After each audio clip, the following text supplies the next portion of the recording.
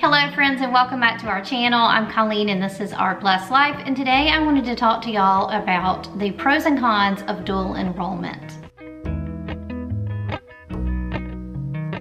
So we started doing dual enrollment for my daughter Katie, who is a 12th grade senior this year, and I've had a lot of questions from y'all about dual enrollment, including like people that I know in my real life and those of y'all online who have reached out and asked questions.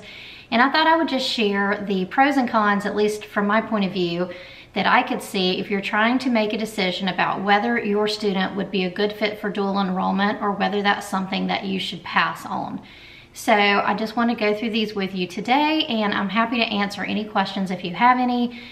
Just leave those in the comments below. Okay, so a little bit of background on us. My daughter Katie is 17. She's a senior in high school this year. She's been homeschooled since 3rd grade. And this year she is taking almost all of her classes as dual enrollment classes. So I have different videos on here where I share our whole transcript and things like that so that you can get more information about what we've done, you know, during the rest of her homeschool. This year we did most of her classes as dual enrollment classes. The only class that she took as a regular honors high school class was economics, and that was a 1 semester class. So in the first semester, she took English 101, French 1, college algebra, and music, like an introduction to music. And those were her classes. And this semester that she started in January, she is taking calculus, English 102, and French 2 as dual enrollment classes. All of these classes were not able to be in-person classes. A lot of times when your student is doing dual enrollment, they will have the opportunity to either do an in-person class or an online class, and in this case part of it had to do with COVID, and I think part of it just has to do with how the school offers the classes. But the only classes that she was able to get in person were English 101, English 102, and calculus. Okay, so let's go ahead and start with the basics. What is dual enrollment? So dual enrollment is when a high school student takes a college class and they're simultaneously earning college credit and high school credit. So usually there's a process of being approved to take these classes. Usually there's going to be an SAT score involved as well as GPA. In some cases that may not be true, but so far that's been our experience. We've had to submit SAT score as well as a high school transcript in order for her to be admitted to be enrolled as a dual enrollment student, because although the requirements are not as stringent as if you're applying to college, they are still trying to make sure that the student is a good fit for, you know, basically being academically ready to take college classes. The other thing about dual enrollment to know is that classes are generally, I mean, almost always they're done as like a 1 semester class. In some cases they may be set up a little bit differently depending on the college, but the classes that we've done so far have all been 1 semester classes that equal 1 year high school credit, and that's because they're at a college level. Let's talk about some of the pros of dual enrollment and why you might want to consider dual enrollment for your student. So the first thing that I could think of is that it's a lower cost. So typically when you are taking a dual enrollment class, the cost of that individual class is going to be cheaper than if you take it as a college student. So that's done for many reasons. Sometimes the state supports that and actually pays for the course. In some cases, high school students can take classes for free. We have not been able to do that. We are having to pay for those classes. And it's running right just under about $300 a class is the way that the cost has been for us. However, that does include books. So I don't find that super expensive, because if we were to enroll her in a high school co-op for a couple of individual classes, those usually are a little bit more than that. So I feel like it's a really good deal. And again, if you take like the fall semester of your student's freshman year and you divide it by the number of classes, you're going to spend way more on a per class basis for those classes than if you do them as dual enrollment. So a lot of people choose to do dual enrollment for their students because of cost. It's a way to basically get some credits early and not have to pay for them while your student's actually in college. So remember, typically when a student enters college, there will be some general education requirements that everyone has to take regardless of the major that they choose.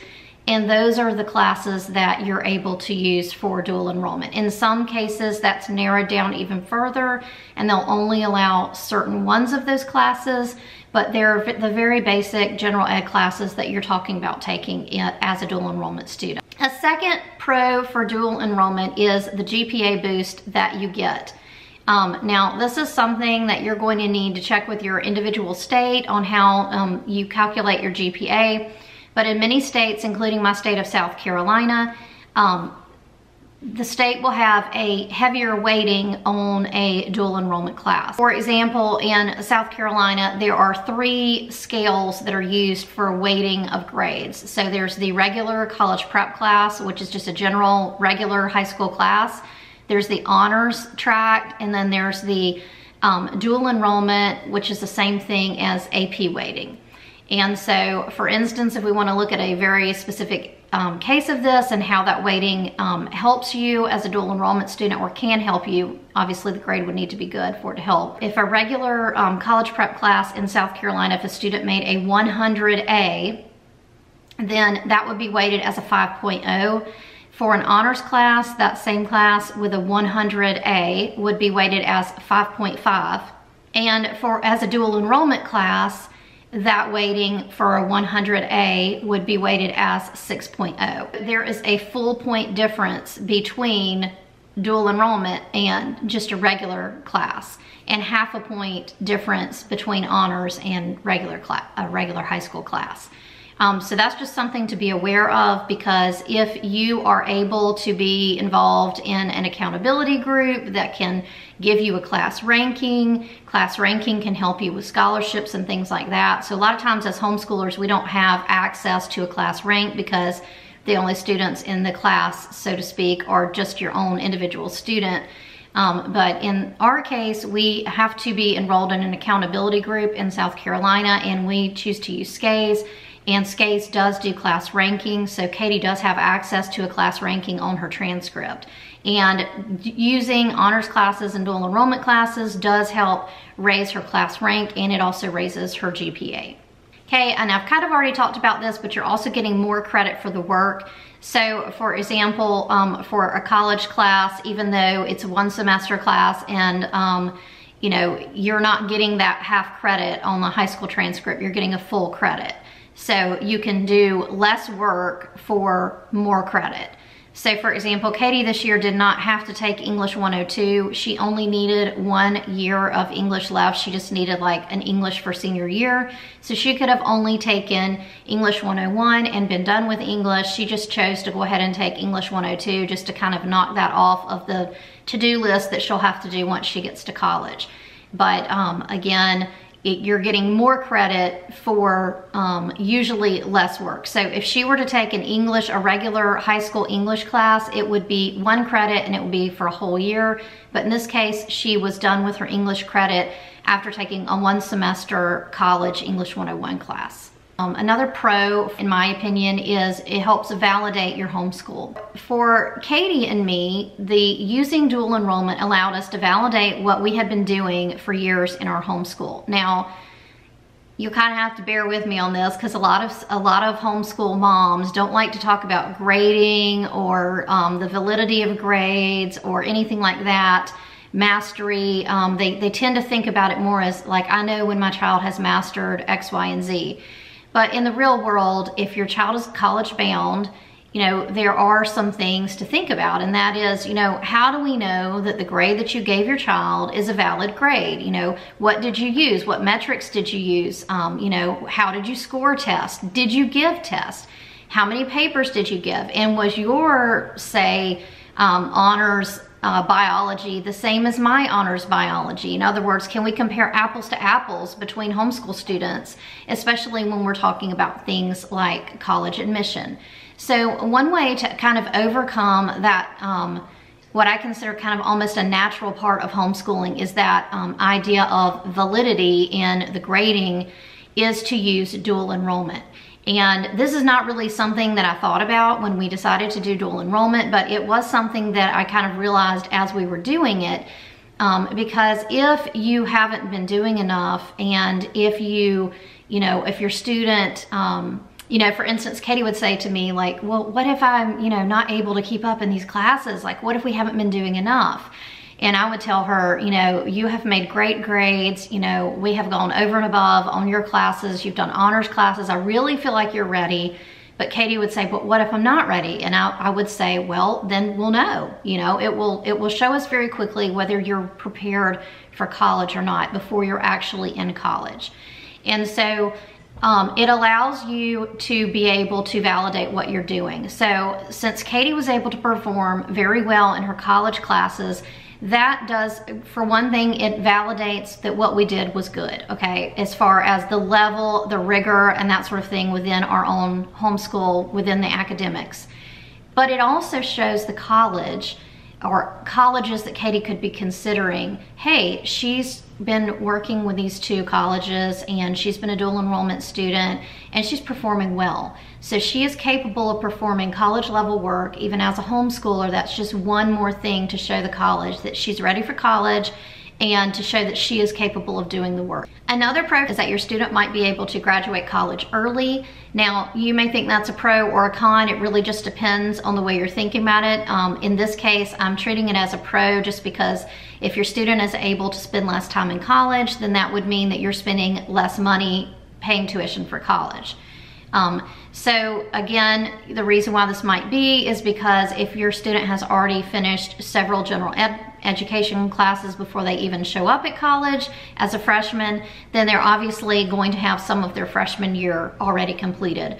So in Katie's case, she will have completed 7 general ed classes, and so it will be a total of 22 hours because one of those classes is a 4-hour class.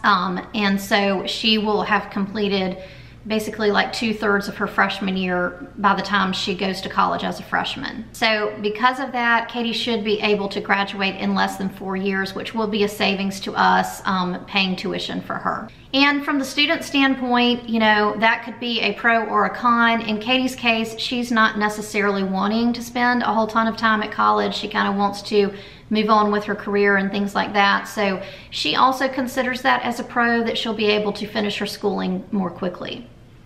The next pro that I have for you is that your student, as a dual enrollment student, will be able to dip their toe in the college waters early. Now, this is probably a really significant pro for certain kids. Like for Katie, this was probably the biggest pro of all the pros, and that is just that easing into college, you know, making a big transition like that for Katie, this was a lot better for her than being like dropping her off and being like, see you later, hope you have a great year. You know, she is the type of person that likes to ease into things and kind of slowly, you know, make a change. And so this was something that was really good for her. So basically, you know, when your child starts college, the pace of work is going to be faster.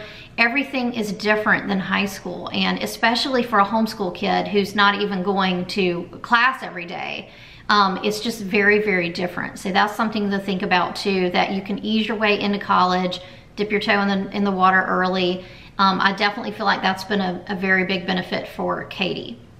It's also allowed her to, you know, learn things like the pace, you know, speaking to professors, just some of those things that are a little bit different than high school. She's already getting practice with that before she has to be a full-time student with a much heavier load. The last pro that I have for you is that dual enrollment is generally preferred to an AP class.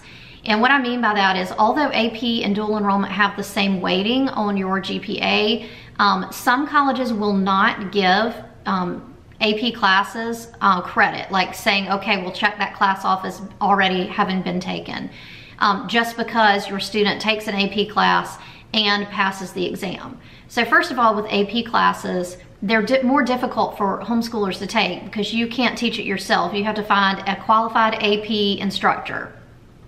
So this is a person who's already been approved by the board, and they are able to teach AP classes. So we have to overcome that hurdle. And then secondly, we also have to sign them up to take the AP exam and pay for that. In some cases, you may be able to skip the AP class and simply take the AP exam. But even if you do that, and even if your student makes a passing grade and, you know, makes a grade where they should receive credit, it's up to the college as far as which classes they will accept as AP and give credit for, and which classes they will not, and they may have a cap on how many they will let you do. Whereas as long as you're doing your basic general education classes as dual enrollment, most of those are going to transfer just about anywhere. Now, you want to make sure you're at an accredited college, and you want to check into the transferability of those classes. You know, early on we made sure to do that, but you've got a much better chance at that in the case of dual enrollment than with an AP class. All right, so those are all the ones that I can think of just kind of off the top of my head. So let's go ahead and move to the cons of dual enrollment. These are some things that you just want to be aware of, and they may cause you to rethink whether dual enrollment is right for your student. So the single biggest thing that I can think of is readiness. So if your student is not ready for college level work, either because they just haven't done enough high school classes, or their high school classes were maybe not rigorous enough and they're just not ready to do that, that would be the single biggest con that I can think of, because you do have to be aware that whatever classes you take as a dual enrollment student are going on a college transcript, and that transcript does follow them around. So you need to be able to make sure that when they start that class that you know when the withdrawal last date is, so that you don't end up with a withdrawal failing if you have to withdraw at some point in the future when your student is failing the class. So that is just something to think about. There's academic readiness, and then there's also kind of like emotional readiness. So some kids might be academically ready but not emotionally ready, and Katie and I have talked about that a lot, and we had originally intended for her to do dual enrollment as a sophomore. However, she just was really not emotionally ready to do it as a sophomore, so we waited until her senior year. So readiness is a big thing to think about with your student. The second thing to think about is exposure to different people. You are losing control over the people that they are exposed to, whether it be professors, older people, because if you're you know, sending your child into college classes, you could have adults going back to school. You're obviously going to have college age students there who could be older than your student. In the case with Katie, in her in-person classes, most of the students have been older than her. There have been a few public high school dual enrollment students, but most of them have been freshmen and sophomores in college. In some of the online classes that she's taken, there have been adults who have children and just kind of are going back for their degree. And that has not been a problem for us, but it is something that you just want to make sure that you are okay with and you are aware of before you sign up for dual enrollment.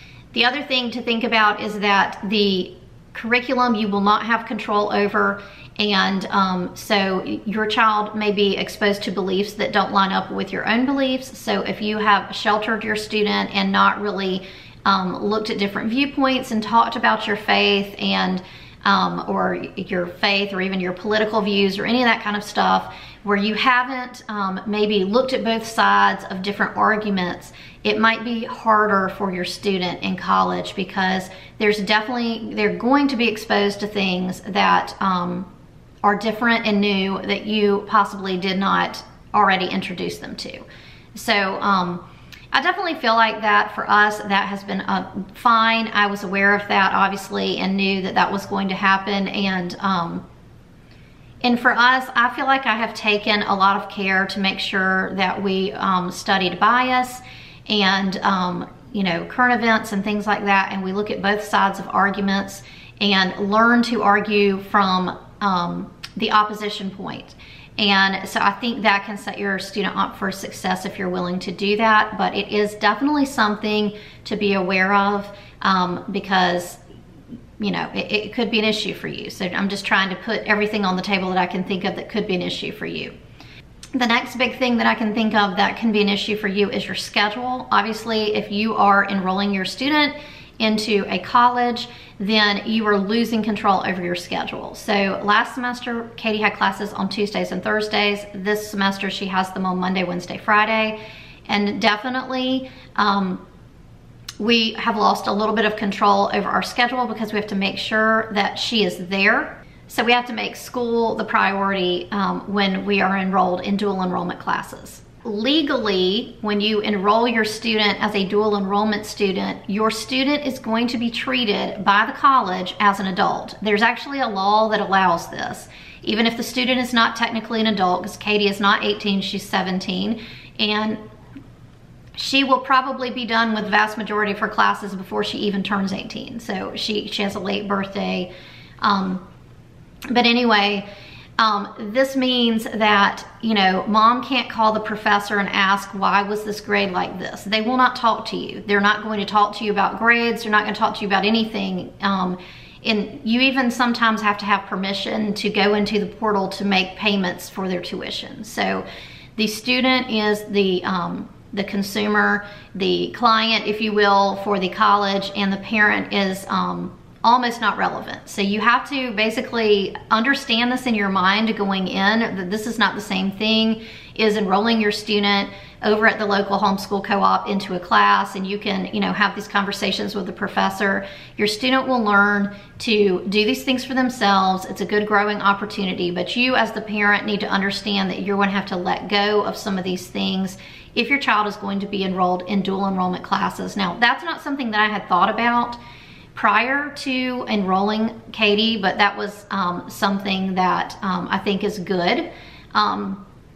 I think there are cases where it could be a bad situation. We've not had any bad situations so far, but it is something that, you know, Katie's a senior, so if not this year, the next year, you know, she's going to be in college. So it's not like she's very, very young or something like that, but that is just something that I want to make sure that you're aware of. Okay, the next thing is enrollment expectations. So if your student's going to be a dual enrollment student, there will be some requirements. For instance, they may have to have a certain GPA, you're going to have to turn in a transcript, you're going to need to send immunization records, and there's potentially going to be some other forms and things like that. They may be required to have a minimum score on the SAT.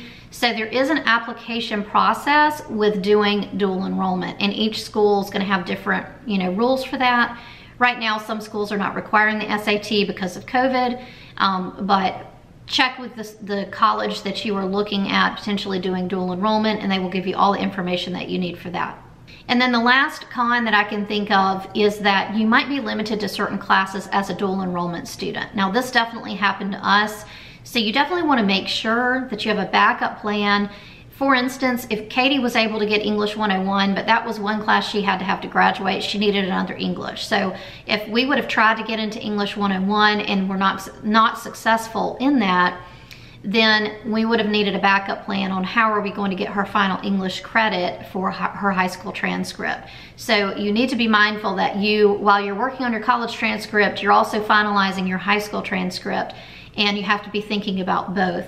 So usually the school will have a list of classes that they allow dual enrollment students to take, and in some cases they may cap those with a certain number of classes. For example, at one of the colleges that Katie's been attending, she cannot take more than 2 classes as a dual enrollment student. And so, you know, we have to plan accordingly. We ended up actually using 2 schools for that reason. One of the schools is an online school, and the other one she can take some online and some in-person classes. So just, you know, think about that. Make sure you know what you need to do to finish high school, and then the college courses that you can take are pretty much all just kind of gravy, because it's just classes that will be done before you get to college. So far, just to kind of wrap this up, our dual enrollment experience has been very positive. The schools have been awesome. The professors have been great. We haven't had any problems, and I talked to Katie about this the other day. She said she definitely is glad that we did it. I definitely think that it has challenged her. I think she was ready for the challenge. But I did want to put this together for you because some of y'all have been asking me these questions. So if you have any other questions, definitely leave those questions down below in the comments, and I'll be happy to get back to you and answer those the best that I can. So I hope you enjoyed this video. I hope it was helpful for you.